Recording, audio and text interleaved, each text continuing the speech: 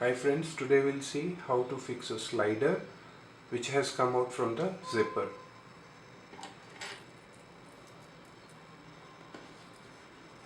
So here is the zipper, and as you can see, this particular slider has come out of it. So in this zipper we have to slide this slider.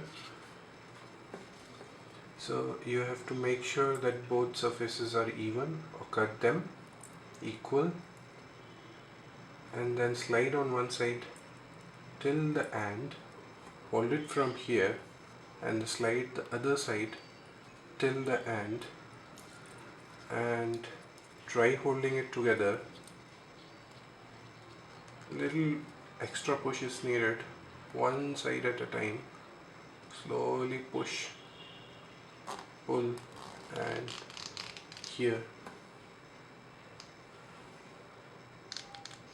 This way your slider is done and the chain is ready.